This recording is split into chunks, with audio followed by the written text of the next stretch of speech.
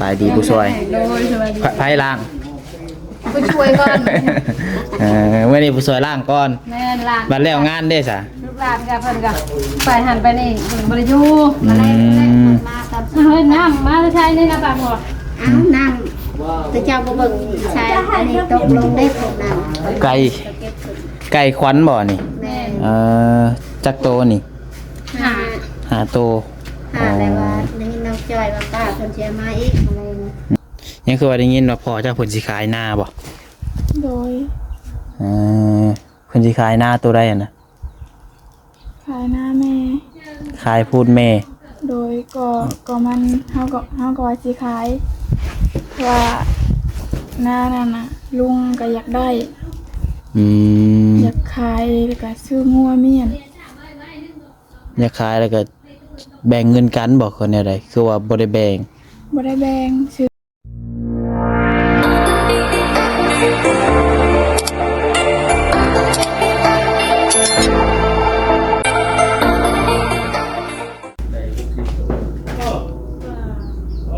เอาไงเนาะเปิดภาพขึ้นมาอีกบานนี้ก็ป้าที่โตแดดเปรี้ยงๆพี่น้องเนาะเกิดว่าฝนสิตกเมื่อเช้านี้แรงๆมาฝนแดดเนาะบานนี้พี่น้องเนาะไปอยู่พี่น้องเอ้ยแดดแล้วบานนี้คือว่าฝนสิตกห้ามงานน้องจ้อยสิดอกแต่ก็บ่แน่พี่น้องเนาะพังเบิ่งมื้ออื่นมื้อแรงจังว่าตกห้ามอีดีจักพี่น้องเนาะทางนี้เพิ่นก็กำลังเตรียมงานเตรียมหยังพี่น้องเนาะอันนั้นเพิ่นกำลังถวยล้างบวงถากเนาะยายโดดบ่โดยสิยายโดดเข้าห่มอย่างเนาะเถอะพี่น้องเอ้ยเอาก่อนอื่นเบิดกับทักทายสบายดีสวัสดีพ่อแม่พี่น้อง FC สุขูสุคนเด้อพี่น้องเด้อว่าสิวฝั่งลาวฝั่งไทยแล้วก็อยู่ทางต่างประเทศนะพี่น้องเนาะกันยินดีต้อนรับเข้าสู่ช่อง YouTube น้องพัดไซชาแนลอีกแล้วพี่น้องเอ้ยหลังจากที่เมียนซานซอยน้องจ้อยแล้วเนาะส่วนแดงน้องพัดไซก็ยังทันได้เมื่ออยู่ตอนนี้เนาะก็สิมาอัปเดตให้พี่น้องเบิ่งก่อนเนาะการที่เพิ่นเตรียมงานนั่นนี่มีหยังแน่พี่น้องเนาะเอามาเบิ่งชมกันพี่น้องเอ้ย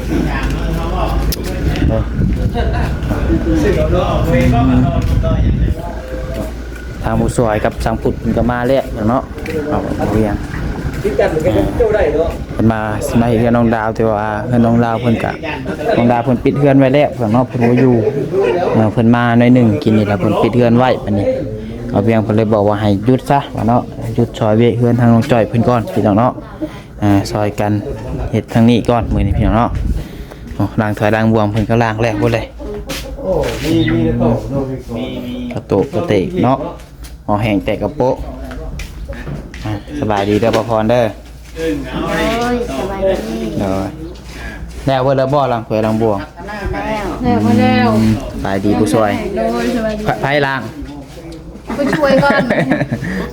เมื่อนี้ผู้ช่วยล้างก่อนแม่ล้างบัดแล้วงานเด้ซะลูกหลานกับเพิ่นก็ไปหันไปนี่เพิ่นบ่ได้อยู่มาได้มาตอนเฮ้ยน้ำมาใช้นี่นะปากบ่อ้าวน้ำแต่เจ้าบ่เบิ่งใช่อันนี้ตกลงได้ผลน้ำไก่ขวัญบ่นี่แม่จักโตนี่หาโตแล้วว่าได้ยินน้องจอยว่าป้าเพิ่นสิมาอีกอะไรป้าเพิ่นสิขึ้นมาอะไรโดย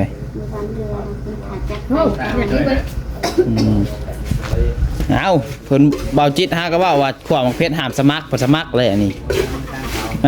บ่เป็นได้เนาะหามก็บ่พังเป็นอันนี้คันสิสมัครก็ห่วยเอาคักๆได้สิเป็นหยังเป็นแพทย์บ่เป็นหมอบ่เป็นผู้ล้างถ้วยนี่ล่ะสมัครเป็นผู้ล้างถ้วยแม่นงูอะไรอยากสมัครเป็นแพทย์เป็นหมอผลสมัครเป็นผู้ล้างถ้วยบ่จบเป็นแพทย์เรียนบ่ฮอดแพทย์ก็สิสมัครเป็นผู้ล้างถ้วยนี่แหละของแพทย์ต้องมากันในฝนที่ตกเนาะแดดแหมเปียกๆแบบนี้ชุเจ้าบ่แดดบ่ยับเข้ามาอีกเตาเปียกหมดแล้วนี่บ่เตายับเข้ามาอีกมันน่ะช่วยดีมันโหด ตอนนั้น มันก็อันนั้นพระเจ้าแล้วเนาะบ่บ่ เอาไปดมน้ำกันดมน้ำกัน ดมน้ำกันเป็นทางดอก ได้ใช่ไหมเป็นอย่างนี้เนาะมึงเป็นมาได้ตำรวจท่าน เอาคั่วเด้ท่านได้คั่วบ่ ย่างจังหน่อยเนี่ย ยังหลายอย่างอยู่เนาะหมักเพชรหมักเพชรข้าวคั่ว คั่ว มึงเป็นเด้อ นี่ก็นำเตรียมไว้พี่น้องเลย สบายได้เถอะคือจะไปหันได้ ก็ซื้อข้าวออกเลยเป็น ไปบวงแซงเพิ่นลากเมียเรียบร้อย แล้วข้าวตั้งก่อนก็ชื่อมาใหม่เนี่ย เจ้าของเฮือนเพิ่นหดไปซื้อน้ำพี่น้องเนาะ ชื่อบอม ซื้อน้ำซื้อหยัง ฮะ คันมาโทรบอกเขาบอกให้เอา โอ้ยเดี๋ยวชื่อได้ชื่อบ่ได้มันบ่ลุกดีนี่ เพราะทำเอาตัวเป็นนั่นอยู่ผู้ช่วยตัวเป็นดำน่ะ บ่แม่นทานเปียกบ่บ่จำฮอดทานบาดนี้ จับหมดไพ่ไปนะ บ่ตัว ไปจัดการทับเอาตัวเป็นจริงนะ ผู้ช่วยบ่ธรรมดาเด้อนี่เนาะมีวิชาอาคม ยังขนาดน้องบ่ใจห่ะ บ่ได้ฮ้อนจักดี แม่น โอ้ยเนาะ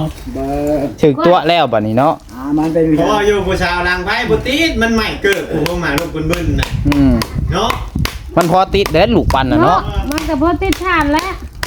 ข้อออกข้างนอกแล้วก็ว่า สิได้ขอจบลงไว้ก่อนอ่ะพวกพ่อในคลิป วางถึงหมักเพชร ไปซื้อปลาไม่เป็นคั่วก่อนบัดนี้เนาะ น้องถึงหมักเพชร มาชมการกินต่อไปพี่น้องนี่ก็ได้ รอรออันคน แล้วผิดพลาดกันได้ก็ต้อง แห่งใส่ร้ายแห่งดับ ไปหลายๆเนาะจังใหม่โน้ตจังใหม่โน้ตทางฝั่งเราทางไทยดีกว่าทางต่าง แห่งใส่แห่งดับ มันบ่เป็นได้ทานนี่สิได้เงินบอกเพิ่นไปซื้อคนใหม่ เต้พี่น้องเนาะลองทุกที ย่านทานเปียกบ่จักอันนี้นี่ มันก็บ่ลุกจะได้ขนาดใหม่ๆมันแล้วก็ยังบ่ลุก มันเปียกเอาอะซึมซุ่ม เนาะก็ไอ้เนี่ยเกียมเนาะ ทานดำซื่อๆเนาะ แม่น ด้วยโอ้ไม่ใช่พี่ก็เจอรู้บ่ ใจโรมคือนังหลาแล้วมานี่มายืนอยู่ดังขวบเพชรกับท่านใหม่แล้วสิเมื่อยก่อนล่ะเช้าบ่เฮ็ด เมื่อยไว้แท้ผู้สาวนี่เนาะ จะสิได้ใช้ชโรม พาสิไปเป็นไพ่อยู่บ้านโคกบ่ได้ได้แบบนี้เนาะ ผ่านอยู่บ่ เออ เมื่อยไว้อีหลีเว้ย ขวบเพชรยังบ่ได้นึงเลยสิเมื่อยเลยอยู่บ่ได้ได้แบบนี้ปรับปรุงใหม่เด้อบ่จริงนะ อืม เอาจริงนะมาลังไพ่ในผู้สาวนี่ ยังบ่ติดอยู่มาได้มาได้ อยู่กับว่าอยู่ เออ มาโซเบิ่งดูนี่ บ่เป็นละได้นี่น่ะบ่เป็นพอเฒ่าไม่เฒ่าดังนี่น่ะผู้บ่าวกับผู้ชาวลูกเคยอยู่นี่บ่ได้ เออ เก่ง ตัวนี้หรือว่าคือซีเมนต์ไม่บก คนได้แฟนเจ้าฮะคนได้แฟนเจ้า แต่ว่าถามเขาเอง เออ พอแล้วใช่ละล่ะ ได้แล้วก็ว่าได้ดิ อืมติดบ่บัดนี้ เตามาแต่บ้านข่อยพุ่นใดอันนี้นะ จะว่าเป็นน้ำเตาบ่จักซะ งานแม่ โอ้บ่ข่อยจุ่มข่อยใช้อยู่บ้านคือว่าคักอยู่ ดาวบ้านพีนใต้นี่บ่ได้ โทษไปเบิดแล้วบัดนี้เนาะ ไปชงเตาชื่อมาแล้วไก่ ชมทาน มาขายอยู่บ้านมาขายอยู่ห้านเวียดบ้านเจ้านี่ได้อันนี้ อืม ว่าชมทั้งเตาทั้งถ่าน ลองเบิ้งมัน จังหน่อยแห้งโพดไผ ลองเบิ้ง ใส่ลายโพดบ่จักไหม มันเบิ้งจุ อืม คิดเลยเนาะมาคิดเลยไปว่า มันลุกก่อนจังปวดทันเนาะเงี้ยเบ็ด อืมยังเบิดมื้อมื้อนี้ บ่าสิอยากข่าวแล้วได้นำบ่ใช่ อยากข้าวอยากข้าวก็บ่ให้กินแล้วเนาะเวียกยังบ่แล้วครับ อยากออกค่ะได้เนาะ อืม อยากข่าวในที่ไปสบายใจจ้ะแล้วบ่ อ่ะ อืมคักเนาะเอิ้นน้องดาวผักเบิดบ่เพิ่นน้องถ้วยก็บ่ได้เฮ็ดบ่มื้อแรงพวกแกหยุดเบิดเนาะหยุดเวียก ไปซื้อน้ำ ไปนำกันเบิด ตรงกันมา3 อืม 4เนาะ สี่บ่ส่งน้องจ้อยน้องหลาสี่ไอ้น้อง เราเรียกบ่ได้บอกบ่ บ่ได้บอกแล้วอย่ามาหมู่คนอยู่ใกล้กัน โมมันบอกเองแล้วเราอยู่ บ่เห็นมาเล่นนักการคือเดี๋ยวนี้ เมื่อนี้ละคือว่าได้ยินบ่จิตว่าเราเข้าไปบ้านบ่เข้าเมื่อบ้านบ่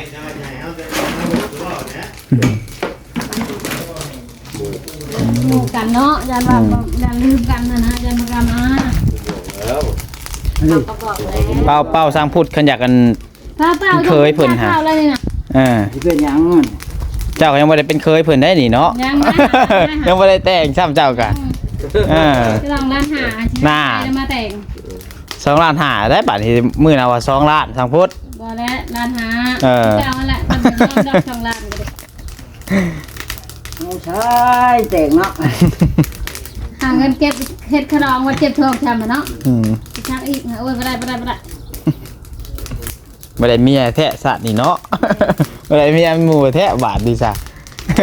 เงินสิจุบละวานเป็นหันเป็นหนี้เวลาแต่งงานแท้เจ้า ไม่ฉลาดบอกว่า นั่นเด้ค่ะที่ดำเนินการแล้วบ่ เขาคือในเพชรนะในเพชรเอามาไว้ในเพชรมาทำไมเนี่ย แม่เพชรฉันที่มาอยู่พี่ก็อ เรา ยู่ ไม่ฉลาดมาไว้ไม่บอกว่าเลย อาจารย์ภูนั่นบอกโตมือลงไว้มือนั่นบอกนี่ขาดนั่นแหละทางจุกบอก เคลื่อนนั่นผู้คนงาม วัน นี่ได้โมเมนต์ทางจุกเรียกว่าทางจุก ทางชุกก็ดังพอติดได้ดังชุก ฮะ หมดแล้วดังมัน นี่ กล้าอยู่นะ ก็คิดว่าทางจุกโง่ ทางบริติดเนาะเป็นเท้าฐานอันนี้ ใช่ลายกันลายซื่อ คันมันกล้าหันซ้ำนี่ก็ชุกเบิดเขา อืม มันกล้า นี่จะพันพื้นนะใส่ อันนี้เบิ่งแน่ค่ะนี่ สร้างขุดล่องอันเอามืออันจับขึ้นมาเบิ่งดูอ่ะ จับกับนี่อย่างเรามาใช้กันอย่าเห็นมันจะต้องมันกระยามันลาย ตั้งบริติดดีดอก ไม่นี่นะ เป็นน้ำทานนี่ ทานบ่กล้านี่ ทานบ่กล้า แม่น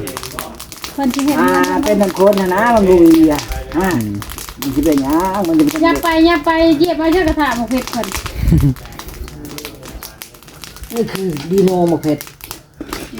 ทางช้างพุทธ ก็ว่าเจ้าบัดนี้ เอาฉันเห็นอย่างได้คอยล้างถ้วยแล้วตำแหน่งช้างพุทธ แม่แล้วเขาก็แลนหันแลนนี่อยู่จืดชายจืดขวาอยู่ค่ะ แลนซื่อๆเนาะ แลนโอ้ยอยู่ เออเดี๋ยวว่าแลนซื่อ โอ้ ๆโมเมนต์นกกระเต็นว่าเต็นฝุ่นเต็นปิ้ง เหตุการณ์ เซลที่ประชิวเนาะ อยากเห็นเวียกแน่อยากซอยเพิ่นแน่มัน เรา ชิ จะ บ เห็น ปี เงินน้องดาว่ายังยาแนวหรอเราไปยืนกันเลยมาเห็ดประกันบัตร ไปลูกเขาทอดเนี่ย ๆอย่างเนาะให้คุณทั่ว ชิบปี มาพามาเบิ่งเพิ่นเตรียมอิหยังแน่ไว้พี่น้องเนาะเตรียมพร้อมทุกอย่างเนาะใส่กระโปะพี่น้องเนาะของอยู่ของกินปากหยะคาคิงเพิ่นก็ซื้อมาเบิดแล้วพี่น้องเนาะนี่ข้าวปอกข้าวปุ้นก็30โลบ่เพิ่นเช็ดอิหยังลาบบ่ลาบหมูลาบปลาพันกับหยะอิหยังขนมจีนบ่พี่น้องเนาะนี่เฮียนนี่น้องวัดไซปัดให้ได้นี่พี่น้องเนาะเฮียนให้แล้วจากน้องจ้อยเพิ่นทูหรือบ่เห็นด้านเพิ่นแล้วเนาะแค่ว่าทูพ่อนกระเทินสูตรประจักษ์เนาะห้องน้ำก็ยังบ่พากันล้างให้ประจักษ์นี่แม่นดีพี่น้องเนาะห้องน้ำก็ยังบ่ทันได้ล้าง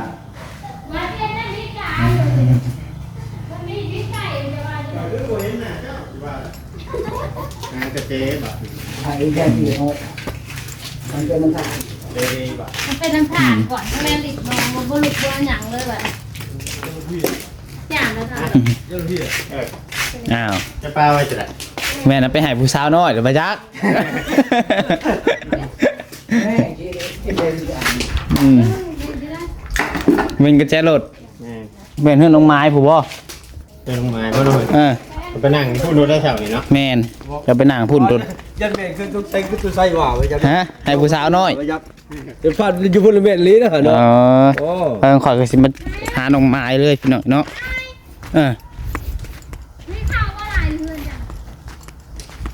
น้องไม้ก็จักเพิ่นอยู่ไสพี่น้องเอ้ยกินนี่เพิ่นมาเฮ็ดเวียกกันอยู่พี่น้องเนาะเฮ็ดเวียกซอยเฮือนน้องจ้อยเฮ็ดแหละโว้ย เพิ่นว่าเฮ็ดเวียกเฮือนน้องจ้อยกินนี่พี่น้องเนาะแต่ว่าลูกเพิ่นแอบลูกเพิ่นเสาะเพิ่นเลยมาเฮือนพี่น้องเอ้ยน้องไม้ให้มานี่แน่แป๊บนึงอย่างเนาะนี่ทางบ่เจาะบ่จิตเพิ่นพากันเฮ็ดกินอยู่นี่พี่น้องเนาะเพิ่นพากันปิ้งอินปิ้งตามกินพี่น้อง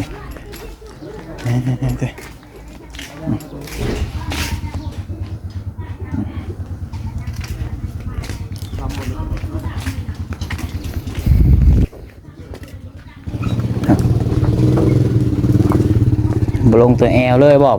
ขี้ให้นิ้วขี้ให้สบายดี โดย เฮ็ดอะไรช่อบ่ โดย อืมเฮ็ดเวียกช่วยหมู่ก็บ่ได้เนาะอิหยังคือหายเฮ็ดแล้วนี่เหรอเป็นอะไรสบายดีไว้ทุญาสบายดีสบายดีป่ะลุงลืมแล้วเฮ้ย นิวเอ้ยเดี๋ยวเนาะที่นี่น้องไม้กำลังมาผลิตอันไปเฮ็ดเวียกช่วยเพิ่นเนาะผัดบ่อยู่แอบแท้แอบว่า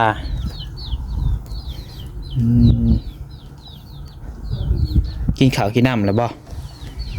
กินแล้ว ได้ยังกินเที่ยงบ่มื้อนี้ กินปิ้งซีน ปิ้งซีน โดย กินมาจับดีนิวก็กินซีน โดย ยังคือว่าได้ยินว่าน้องเทเพิ่นมาเฮือนพี่บ่ โดย เพิ่นมาหยังอ่ะนะ เป็นมาเล่น มาลินบ่มาลินดารานี้คือว่ามา มาเล่น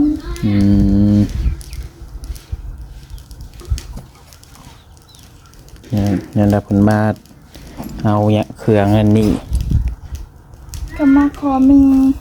มาขอมี โดย ฉันชื่อบ่หายกับโทษก็เลยหาย3ห่อ มาขอมีบ่มีเพิ่นบ่มีแนวกินบ่ โดย ว่าบ่มีแนวกินแล่นมาเนาะ โดย แต่ว่าเงินเบิดแล้วบ่จักบ่มีเงินซื้อกินบ่จักบาดนี้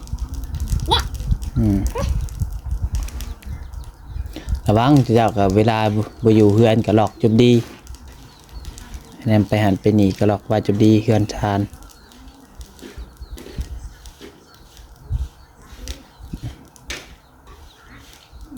ยังคือว่าได้ยินว่าพ่อเจ้าเพิ่นสิขายนาบ่ โดย เพิ่นสิขายนาตัวใดอ่ะนะ ขายหน้าแม่ ขายพูดแม่ โดยก็มันเฮา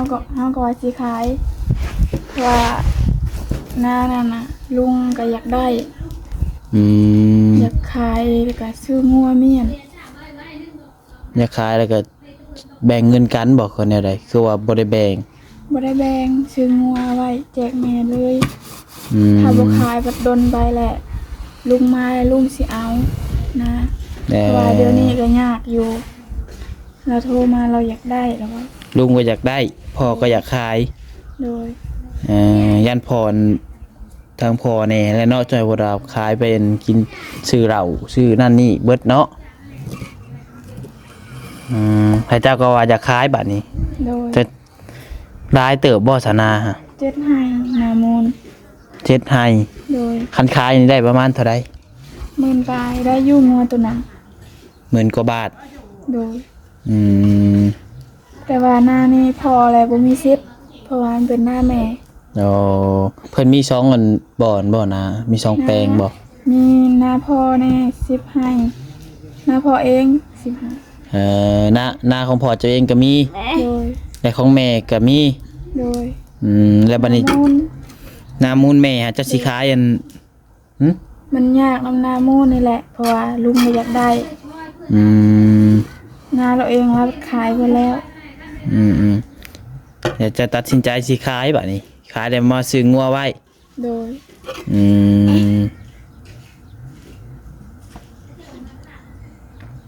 อยู่ไสนาฮะอยู่ทางใด ทั้งพุ่น ติดกับแคมทางบ่คือได ไกลเติบ ไกลเติบ โดย อันขายกับมีคนชื่ออยู่บ่ล่ะ คนแถวอันหน้าใกล้อีกบ่ได้บ่ ขายซื้องัวเมียนเอาไปเอามาจะน้อยพัดลุงมาเอาพัดสิแฮงบ่ได้หยังจักดีบัดนี้ ประกาศขายแล้วบ่ซะ ยัง ยังทันซ้ำ โดย อืม บางคนเขาว่าขายแหละซื้องัวเมียนแล้วพอสิบ่ขายบ่งัวล่ะขายบ่ได้เพราะว่ามันเป็นเงินนี่ก็เงินแบบพอบ่มีสิทธิ์เพราะว่ามันเป็นหน้ามูลมันบ่เป็นของพอ น้ำมูลแล้วบัดนี้เจ้าสิเอางัวหาไว้เฮ็ดบุญให้แม่ โดย ไว้อันเว้าขอโทษพี่น้องไว้ขาไว้หยังพอ โดย ไปขายเฮ็ดบุญให้แม่คันสิเก็บไว้เป็นเงินก็มันสิเบิดไปแล้วเนาะ โดย คันเฮาขายแล้วเฮาเก็บไว้เป็นเงินสดนี่นะพี่น้องเอ้ยบางเทื่อมันตกหล่นเสียนั่นนี่คันว่าซื้องัวไว้ยังใครแน่แบบว่ามีงัวเป็นโตโลดเนาะ โดย อืม วันนี้ลุงก็โทรมาบอกว่าอยากได้ยังวะอันนั้นมันเป็นหน้าแม่เฮาอ่ะ หน้าแม่ก็ย่าหรอกลูกมาเช่าเนี่ย ลุงกับพ่อลุง ดู ลุงอะไรแล้วอยู่ไซลุงน่ะ เราอยู่ไทยตะกี้เราอยู่หนองบวกเลยเราสิมาแต่ไทยแล้ว รัสมาไทยรัสเซียนคะแนนละมารัสสิขายอันน้ำมูลแม่เจ้า โดย แต่เจ้าสิบ่ได้หยังเลย โดย คะแนนว่าเจ้าขายก่อนแหละ ได้ ได้ เป็นหน้าแม่ อืม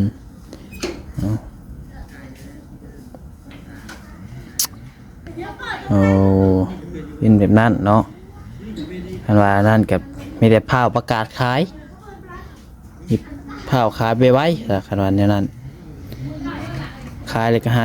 ซื้องัวซื้อหยังไว้คืองัวกับมาผูกไว้แถวผีได้นี่มีหดหยาแถวนี้ก็เนาะ โดย ไปผูกไว้ใส่แต่ก็จังใดก็ให้มันได้คลายตอนก่อน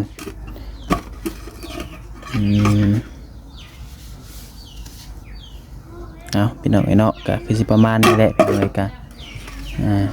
เอามาลินทำน้องไม้เป็นนิดหน่อยเนาะว่าทางคุณเพิ่นก็เตรียมงานพี่น้องเนาะเตรียมพร้อมทุกอย่างแล้วพี่น้องไอ้มื้ออื่นก็คือสิ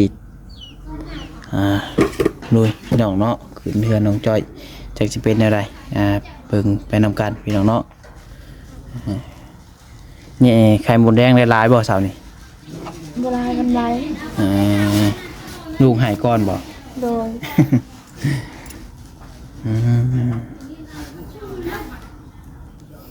เอาพี่น้องเนาะโอ้ยปัญหาแกว่าสู้ๆเอาแหละเรื่องแย่ๆก็ให้มันผ่านไปไวๆเนาะนิวก็อย่าสอร้ายเลยนิวอย่าสอแม่ร้าย ป้าไปเรียนพูดปะ ยิ้มเฉย ป้าไปเรียนพูดปะ ไปดินน้ำเพลินผู้ลินเพลินอยู่เฮือนผมพี่น้องเนาะคือว่าเฮือนน้องจ้อยกับเฮ็ดบุญขึ้นเฮือนนั่นแหละพี่น้องเนาะมีงานเฮือนน้องถอยทองกับยุดเฮือนน้องดาวกับยุดพี่น้องเนาะน้องไม้เป็นกับไตต้นอยู่พี่น้องเนาะปัจจุบันอะไรพี่น้องเองโอเคเด้อพี่น้องสำหรับคลิปนี้ขอลาไปพี่น้องไปก่อนเนาะผิดพลาดประการใดก็ต้องขอโทษขออภัยหลายพี่น้องเอ้ยขอกล่าวคำว่าสบายดี